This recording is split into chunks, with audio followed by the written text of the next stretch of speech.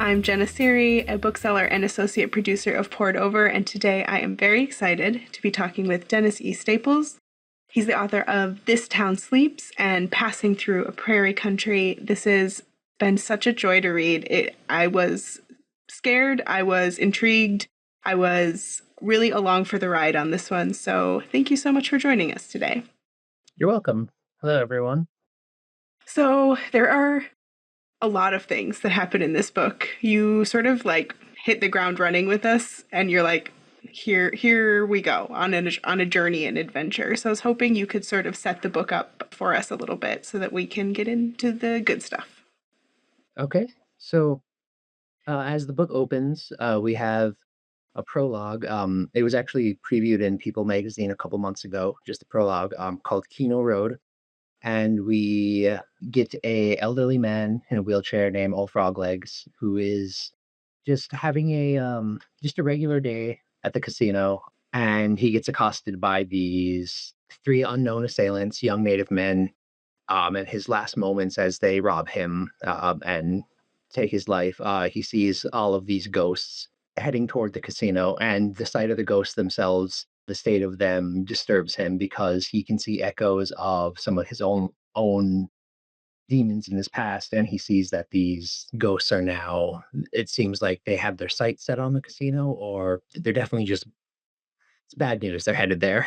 As far as that hit the ground running feeling, I think outside of the text, where that comes from is when the first book was released, it was the same month as the official lockdown of the country, March 2020. I got to do some good book events, but no one knew what was going to happen. Everything was crazy. Any ambulance siren going down the road was just like "Oh no, what are we gonna do?" So everything was crazy and jumbled, but my book rollout got a little bit, delayed because of that. So I had much more motivation to say, "Okay, I want my next book, and I need to really make a splash. I want it to be something that will resonate with people, something that might disturb them a bit, bring them to some dark places, and also just some good fun." And I definitely found that in this story. At first, I was just so drawn in by the characters. They really do something special in this book. I was so connected through the eyes of these characters, especially Marion, our sort of main voice that we follow through this story. I really wonder if you could talk about sort of creating that voice because it moves the plot very well through this journey. I'd say, Marion's voice in the second one was there's a lot more work put into it, of kinda making him more of an active hero in a sense.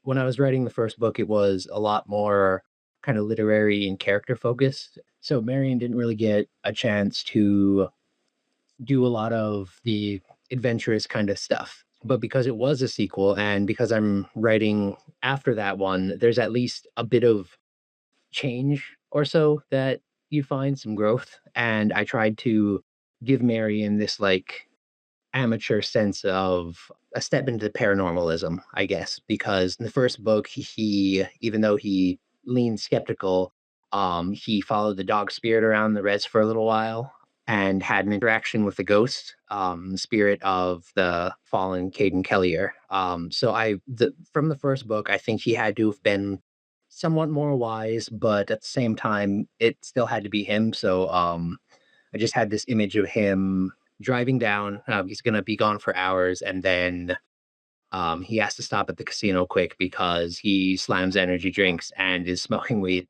So there's a bit of a back and forth of making Marion like matured from the first book, but not mature in other ways.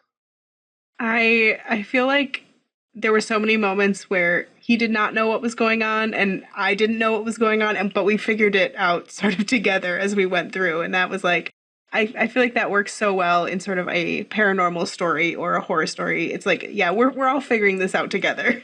Nice. I'm glad you had that feeling. Because I really wanted Marion to like question himself, but ultimately still be able to kind of look around and assess that some stuff is going on. And even if he doesn't know it quite well yet, he has at least those instincts to like look around and say, I'm in danger. I need to figure this out. And he has some help, of course, from people that he meets along the way, namely Alana. And I really love this character. I love just being inside of her head and seeing the care she has for her family, the sort of this responsibility that she feels to the people in her life. I think she is just so fun to get to know through this story. Though we spend a lot of times with Marion, I feel like in a lot of ways Alana is the heart of this book. I'm glad you had that feeling because as soon as I decided that this was going to be a bit of like a cousin, bit more wiser soothsayer character. From there, a lot of fun stuff just kept flowing. With Alana, I guess you could say I got to get the feel of writing someone who was very confident, very responsible, headstrong, and in a sense, you could say that she's pulled from a lot of Native women I've met in my life who they just get stuff done and they have a good sense of responsibility, a good sense of family. I've always felt I was a bit daydreamy, a bit distractible, not quite someone who could run a household, so to speak. But Alana, I really wanted to give her that feeling that like when you're with her, she knows what she's doing, she knows what she's about, and she will make her decisions on a moment's notice. I think that's partly why I made her the casino host's assistant. I wanted to give her like a role that you could look at and say, okay, this is someone who has some sort of pull or, know-how of the casino. They're comfortable with it and they have to be able to look around at the customers and situations, make those judgments, and just be seen as like confident and happy, positive face of the casino. I agree with what you say about her getting things done because I feel like she really anytime she steps into a situation, usually with men, she's like, no, no, you're going to do this and you're going to do this. And it's going to be a good outcome. You just have to listen to me. And I think that is fun to read. Thank you. Um, I definitely had a lot of fun writing her that way in terms of the character Zach. He was a character that in conception, that's her partner, her baby daddy. I just straight up had fun making her just be his director, not really giving him like the benefit of the narrative. Like it would always go to her, defer to her. She is large and in charge, and I think everyone around that kind of feels that, for better or worse, maybe. And she has this added layer of her sort of paranormal connection as well and sort of this otherworldly sight that she has. I wonder if you could talk a little bit about that as well. One way I've been thinking about it is that my canon, my world, whatever you want to call it, I have a friend who likes to call it the Lumberverse. I like that. One way the reader could think about it is that it takes place in a world where the Ojibwe were blessed with all seven gifts from this well known tale called the Seven Fires Prophecy. In short, we were east of the Great Lakes, visited by these seven prophets, and they told us to migrate west. And that's how we ended up in as kind of all around the Lake Superior area. I don't remember which book it is. I've been for the past few years I've searched for it. I have a feeling it's one called the Mishomis book. At least one of these books names that the seventh prophet is he's offended somehow. I think they pull his mask off to see his face. There's a kind of Lot and his wife's pillar of salt thing that happens. The people who pull off his masks are killed, and then the Ojibwe are not blessed with the seventh gift. And it's rumored that the seventh gift would have been a clairvoyance or a future sight. And so this is the power that Alana has. I really think that, first of all, it connects so well with her personality because it would make total sense that a woman who is so in charge would also be able to be clairvoyant. But I think it really connects with this idea that in your world, the paranormal is running right alongside the regular world. Like they're intertwined. They're not separate things. They bump up against each other all the time. Honestly, that's a little bit how I grew up around the area. You know, just talk of Sasquatches, Bigfoot, to a lesser extent aliens, but all of that stuff was just around. There were skeptics, of course, but there were a lot more people who felt they were in tuned with all that. Like they had a friend who saw a ghost, they see ghosts, they see aura, all of that. It was just kind of commonplace. I think when I was in seventh or eighth grade, me and some friends, we had a just like a camping night, and we were going to go explore this old abandoned factory, and we did, and it was boring, and we could look out in the background, or the skyline, and there's a big orange glow in the distance. I mean, oh, the powwow's going on tonight, all the spirits are over there. And so, like, even from 10 miles away, we could hear those powwow drums, we could hear the glow of everything. It being commonplace, that's probably realistic to me, as far as how people are, I guess. Yes. I think that especially in those sort of less populated areas, the woods area, I mean, even in northern Minnesota, in Bemidji, that's where Paul Bunyan is supposed to be from. There's always those larger than life tales and those big things. And you combine it then with myth, with native culture, it really combines into sort of like, of course, this is how it is. This is just what we know. I would love to talk a little bit about casino culture because I think that is very prevalent in this book. And I think casino culture in this story is different than maybe what a lot of people would sort of imagine, like a Las Vegas casino or something like that. Like, this is a very separate idea to me, at least. It has its own rules. Casinos have their own rules, their own atmosphere, their own sort of citizens. So I wonder if you could talk a little bit about creating that setting for this story. I guess two things to note is I've never been to Las Vegas.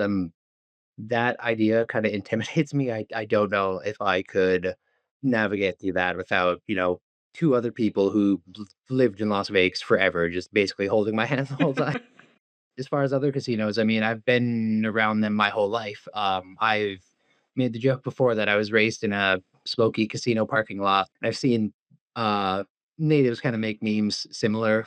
Just the idea of the kids having to wait in the car while the adults went inside and, play their free points or their paycheck, whatever. The casino was always there from birth. Like, I guess I don't know a native world that isn't kind of revolving around this as our economic development.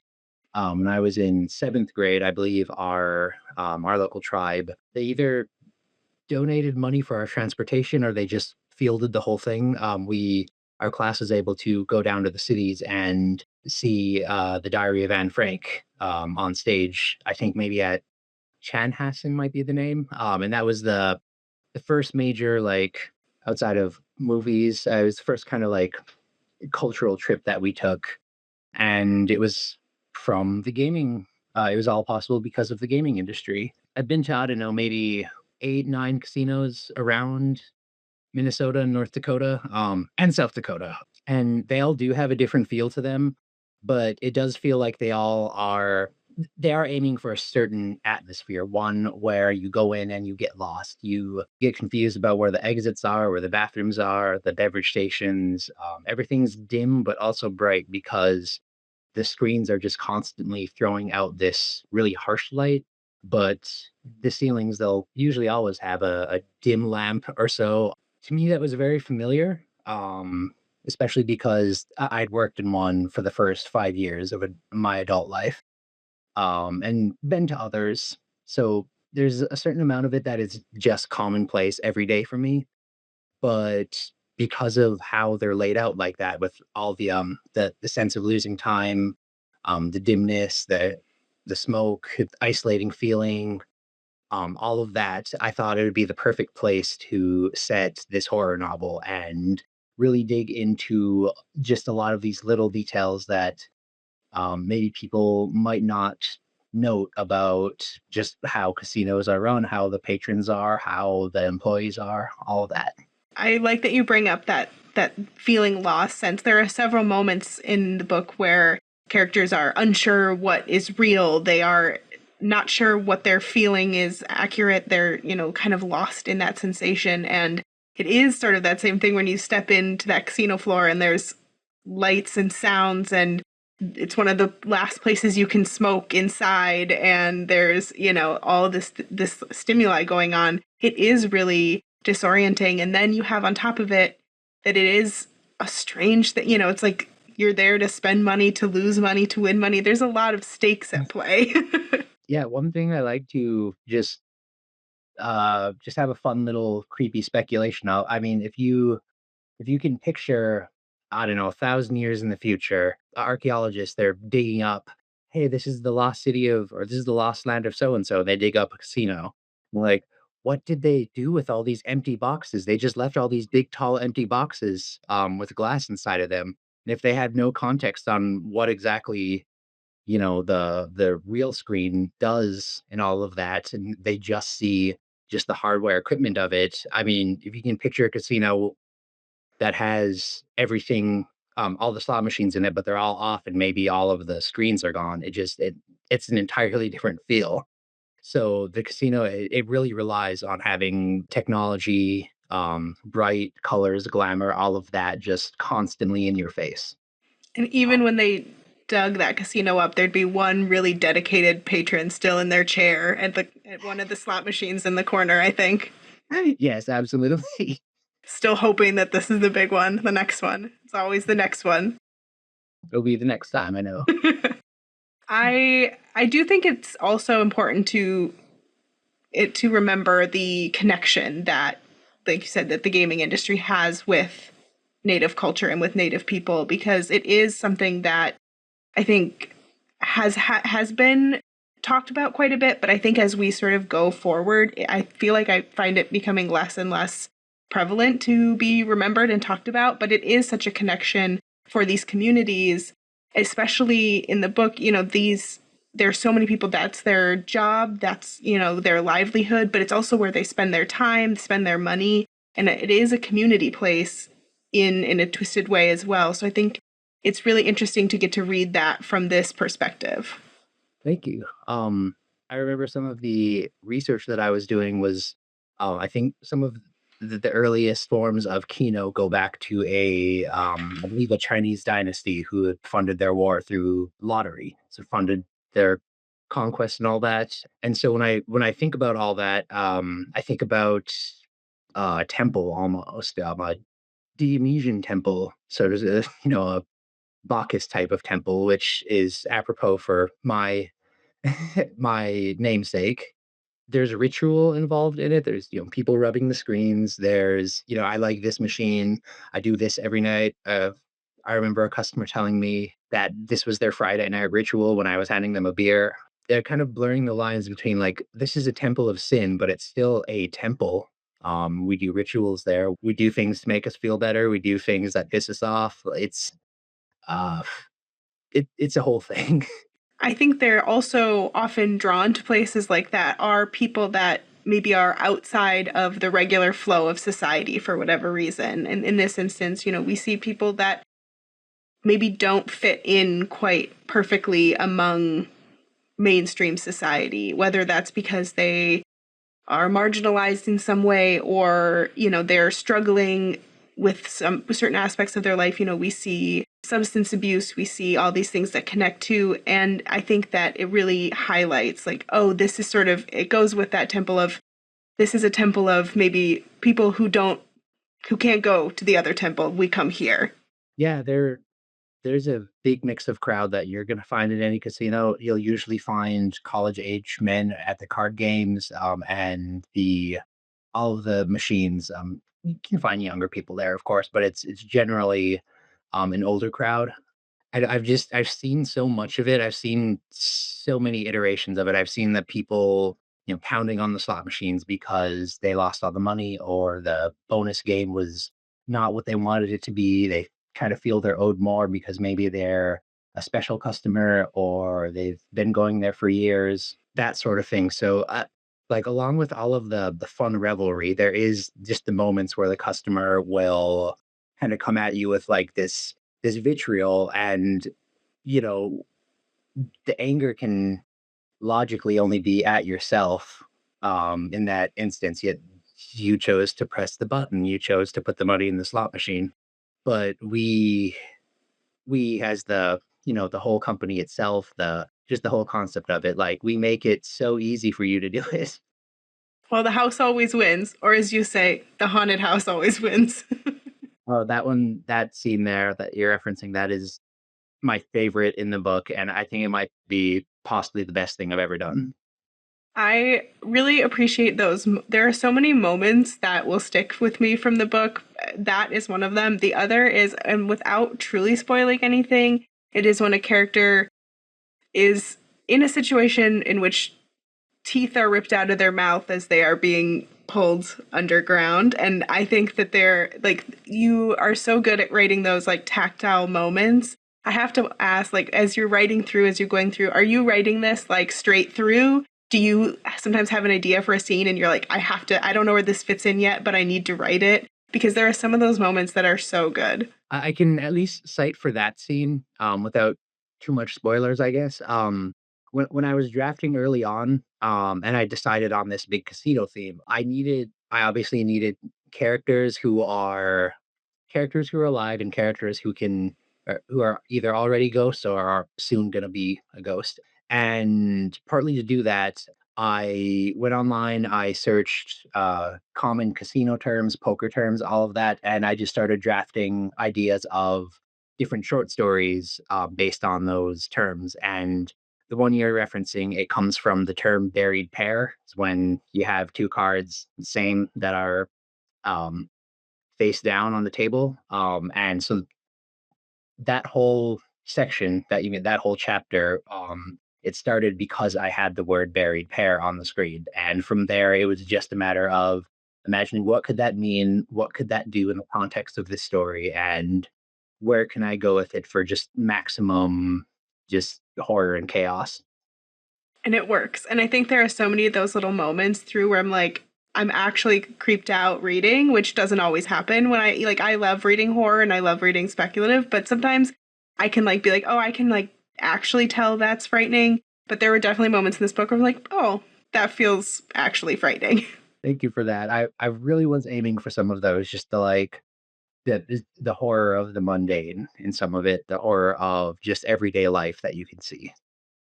And I think on sort of the opposite end of this casino setting that we have, there's also a lot of nature in this book. There's a lot of the outside world. There's a lot of symbolism. We spend a lot of time outside. There are animals, there's eagles, there's ice, there's frozen lakes. I think having that sort of be an opposite to this really intense labyrinthine casino setting was really interesting to go back and forth between. Thank you.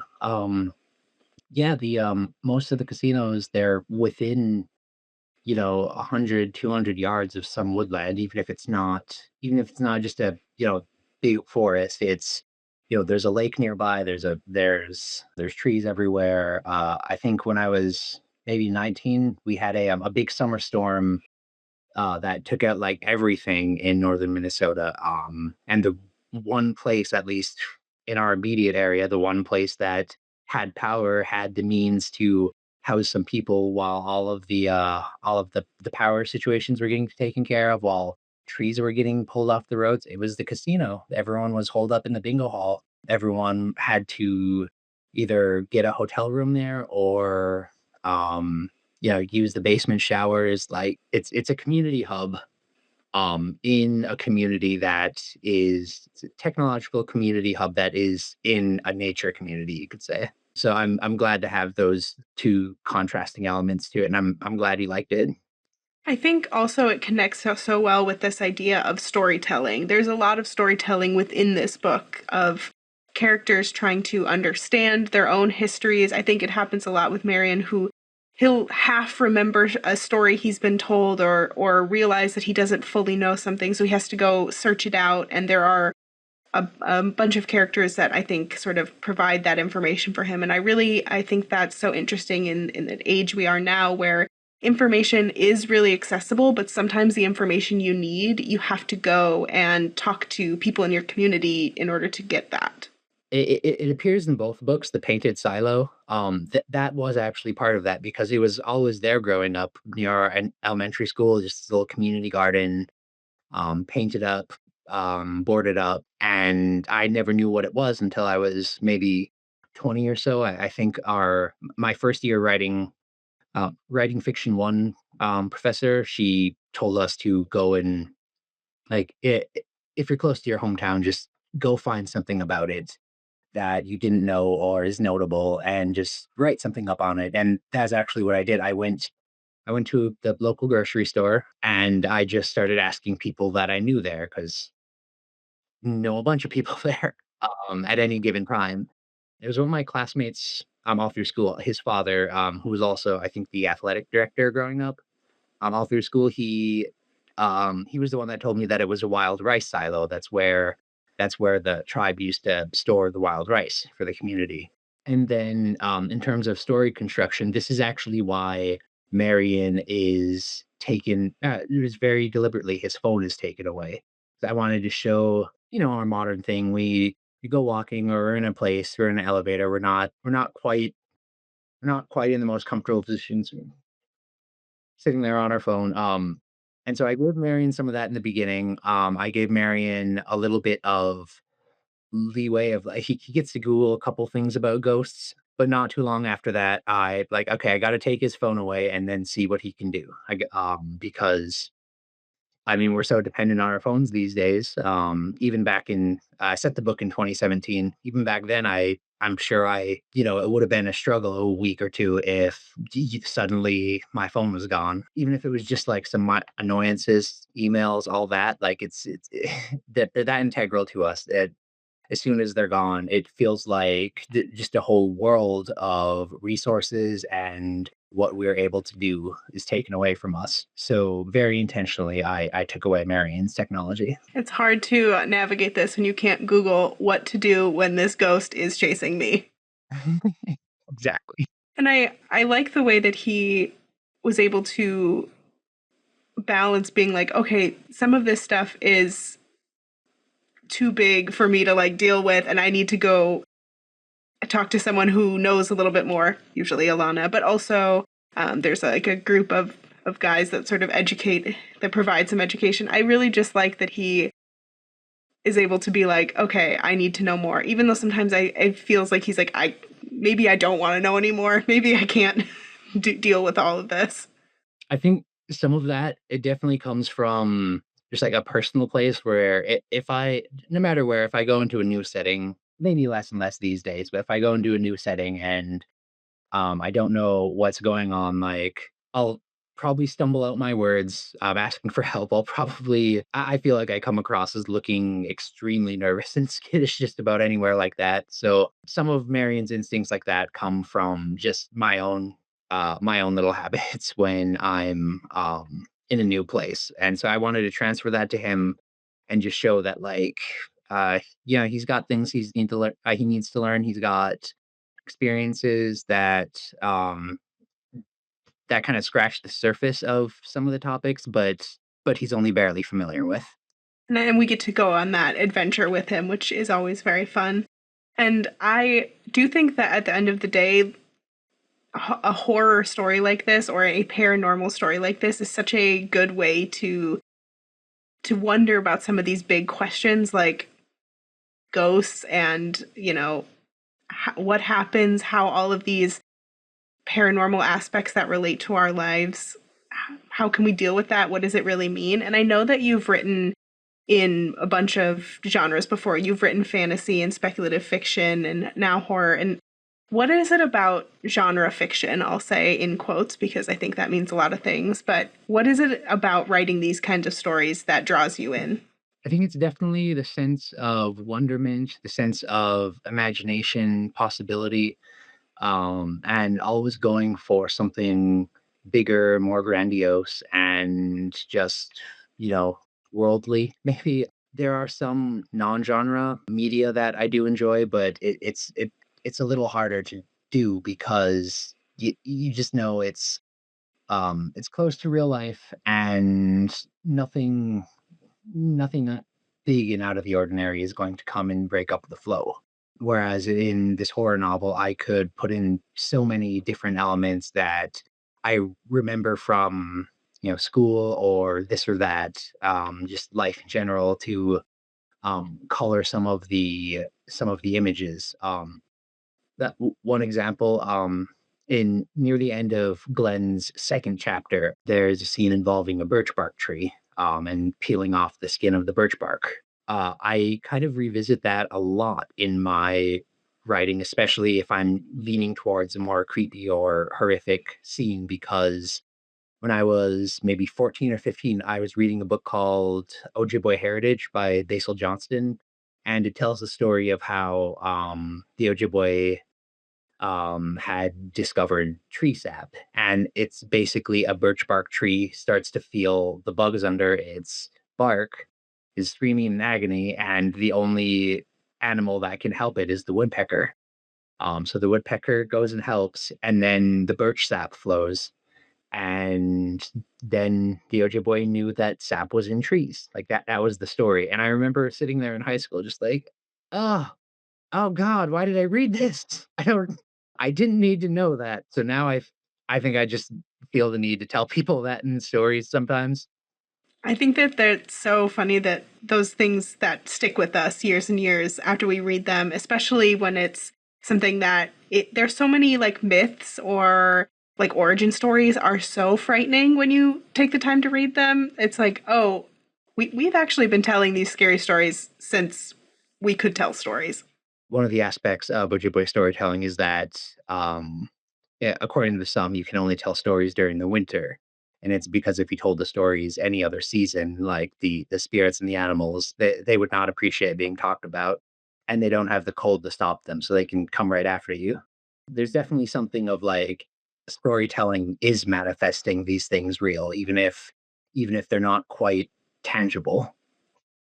I think that really tracks in some of the feelings in this novel where you're like, oh, I know that this seems so outlandish and otherworldly, but yet I could picture this actually happening. It's not so far fetched that, there are some obviously some speculative novels or horror novels that it's like completely outside the bounds of what we expect to see. But if anyone has been in the woods of northern Minnesota, there's some stuff in there. Like you feel some vibes. On that note about the northern Minnesota woods, the first time I remember kind of feeling that, we were just exploring the woods outside my house, and whoever had the property before, they had built this sort of, wasn't quite a teepee. It wasn't quite, I don't really know what it was, but if you could just picture like a hollowed out log, and it had some kind of a little bit of carvings, maybe something like the emerald ash borer trails in it, very hollowed out. It was filled with other branches, and then it had a bunch of branches on it just piled up. So it looked like this strange little altar, like a, Blair Witch Project type of thing. And then a bit beyond that, there was just a set of concrete stairs, just, five concrete stairs look like, either someone dropped it there or that used to be the porch of a old property. And then way later when I was just, leaving my undergrad years, I started working at a bank, and my coworker there introduced me to the, David Paulides missing 411 stories, and I went on that little rabbit hole and found out about people who have these stories of going into the woods and finding creepy stairs. Like, hey, I know about some stairs in the woods.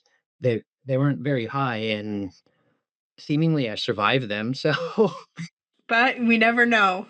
For every person who survives the creepy stairs in the woods, we don't know about everyone else. So I love this idea of storytelling and getting to sort of expand on what we know and what we think through what we read and write. So I was hoping you could talk a little bit about some of your literary influences and some authors and books that you love. so directly relating to this novel, I'd say the biggest two influences I had were, Stephen King and Thomas Ligotti. Right before sometime in 2019, I read both The Shining and Doctor Sleep after, years of I liked The Shining pretty years before that, but I'd never taken the time to read it. And I liked Doctor Sleep even more. I think I read it in like 75% less the time, the second book. Stephen King, he has very long books, so he also has a bit of a grandiose vision. He wants to give you the I don't remember the name of the hotel in The Shining, but he wants to give you that. He wants you to be in there and feel it and live it, as you're in the The Overlook. there it is. Yeah.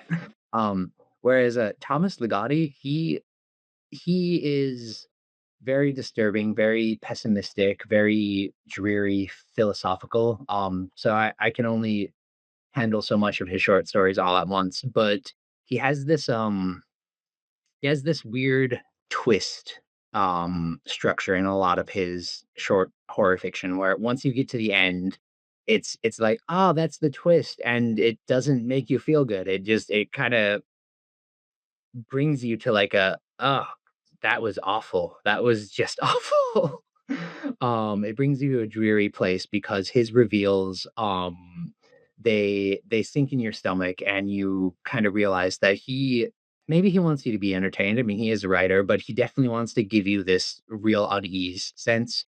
And there are a lot of parts in Passing Through Prairie Country where I thought, I want the reader to kind of see this image and be like, that's May maybe I won't spend $20 at the casino now. Uh, Definitely. Similar to both of them, probably my biggest literary influence would be Clive Barker, and I was maybe 13. This could have been like a veiled, like, "Hey, I think you'll like this particular author," and I got a copy of, it was either The Thief of Always or The Hellbound Heart, and the back jacket, Clive Barker, "Oh, he's gay." I wonder why, someone gave that book, but so, I didn't shy away from it because of that, quite the opposite. I remember reading The Thief of Always all night once, listening to just a old crackly radio, one summer. I think I was maybe 13 or so.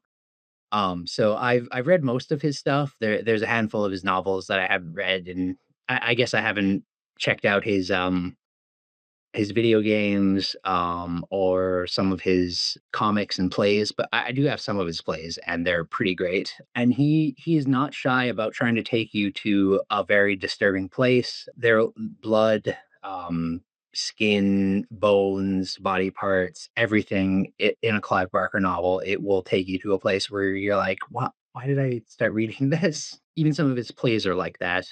He has one called Frankenstein in Love, where as described in the action, a character opens a box and just hooks fly out and grab him and bring him into the box. So Clive Barker's always wild, but he he goes there and he's not afraid to say, "You need to come here with me because, well, I thought of it. It's on the page. Get into it." I love that. I love getting to hear those connections because I can see how they work into the book because there are definitely those moments, like I said, where I was like, ooh, and I feel that in those authors as well. I have to ask, is there more in this universe that's coming? I haven't fully decided yet, but I think so. There's definitely the possibility, and I think in maybe another interview or so, I've kind of teased the idea of mermaids. There is a theme in some Ojibwe stories about they're most often called the Nibinabe, which would be the water humans or the watermen. And there are some pretty disturbing stories that I could pull from there. I do have. I'm not sure if you're familiar with the first book, but in the first chapter, in Marion's first chapter, the man he leaves behind, Shannon, I do have a structure in mind of sending him basically to the kingdom of the mermaids and exploring basically what happens to him after him and Marion kind of part ways and the ensuing winter, where Marion's, you know, trapped in all this casino stuff. Shannon is elsewhere, and I thought one fun connection that I could bring there would be Glenn, the character Glenn. You could find out that at like a boating expo or something down in the cities, Shannon and Glenn was the first man that Shannon had ever dared to actually be with, and that could cause a little bit of problems if Glenn is running around the casino and running around the land, just kind of being like a big rich nuisance, and Shannon is not quite out of the closet yet. So if he runs into him at, like, let's say ice fishing festival or something, that could just send him into a tailspin, maybe send him running out onto the ice. Maybe he falls in, maybe he gets rescued by a mermaid. Just a little preview. I think that sounds really interesting, and I think that There's a lot in this world still. Obviously, I'm sure there you'll have lots of stories to tell, but I think there's a lot that you could do in this world. Thank you. Well, thank you so much for joining us today. I've loved being able to talk horror and storytelling with you. This Town Sleeps is out. Passing Through a Prairie Country is the new book, and it is out now. So thank you so much for joining us. Thank you for the invite. I'm glad to be here. Hey readers, it's time for another TBR Top Off. We're going to recommend a couple of fantastic books to pick up when you stop in for your copy of Passing Through a Prairie Country. I'm Mark at my Barnes & Noble in Cincinnati, and I'm joined by my book buddy Donald in Detroit, who is going to kick things off. So Donald, take it away. Hello. Hey Mark, so glad to be doing another episode here. So I picked Stephen Graham Jones' The Only Good Indians. And this was like a no-brainer for me when I was thinking about what to pair with our book. Not only is this relevant culturally, because it deals with Native American issues, but this is probably one of the best horror thriller books that I've read in a long time. And I'm a Stephen King fan. He can do no wrong, right? This is even better in many cases to some of the best Stephen King books when it comes to horror. This has everything you would need that's cinematic, that is large in scope, is trying to tell a deeper story, but yet it's entertaining, it's fast-paced, and you come away feeling really good about what you've read. This is a tale of revenge, cultural identity, the cost of breaking from traditions, and as a little bit of a side note, Stephen Graham Jones has been called the Jordan Peele of horror. For those who know who Jordan Peele is, kind of deals in more elevated horror, and that's exactly what I'd say you get here. It seamlessly blends classic horror and dramatic narrative. There's such great dialogue and narrative drive in this book, with a sharp focus on a social commentary. So there's very much a message here, but it's not beating you down. It feels very natural, and it's very interesting to learn about these four American Indian men after a disturbing event from their youth. So that's a common horror trope. You know, a couple young guys in their youth, and a desperate struggle for them to understand their lives after this issue, and they're being tracked by an evil entity. So why not? Right? Like, that's exactly what you want from a horror novel. Stephen Graham Jones has many more books out there than you even realize, but this was one of our past monthly picks, and it definitely deserves to be looked at and picked up by anybody who has read the book we are talking about, and you're going to want to pick this book up and every other book that he's written. But the book I was talking about today is The Only Good Indians by Stephen Graham Jones. Mark, what do you have for us this time? First of all, I love that book so much. I know I've talked about it on a previous episode of Poured Over.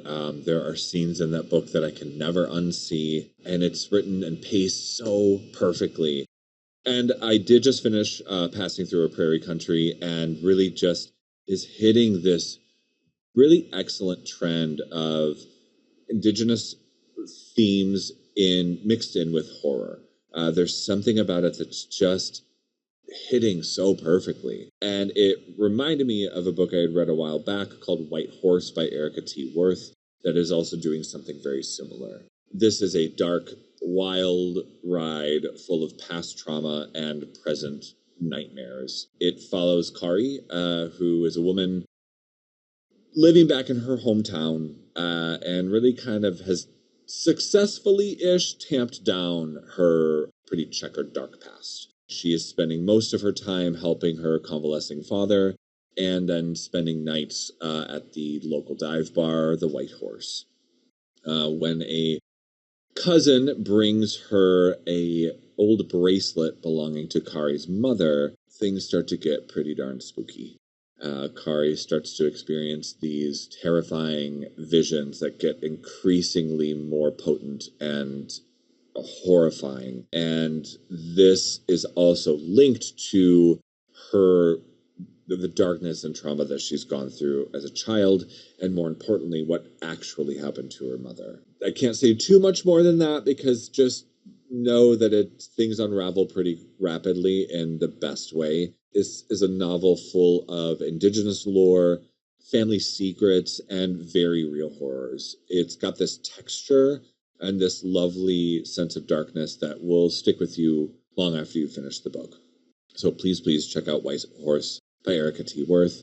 And of course, The Only Good Indians by Stephen Graham Jones. I will never stop recommending that book. But that is all we have for today. Thank you so much for tuning in to Poured Over. Please make sure to give us a rating and subscribe so you don't miss any episodes. And you can follow us on our socials at Barnes & Noble. I'm Mark. You can follow my home store at BN Westchester. And Donald, where can we find you? You can follow my home store at BN Fairlane Green. All right, everybody. Thanks for tuning in. Happy reading. Bye. Thank you for listening. Poured Over is a Barnes & Noble production. To help other readers find us, please rate and review the show wherever you listen to podcasts.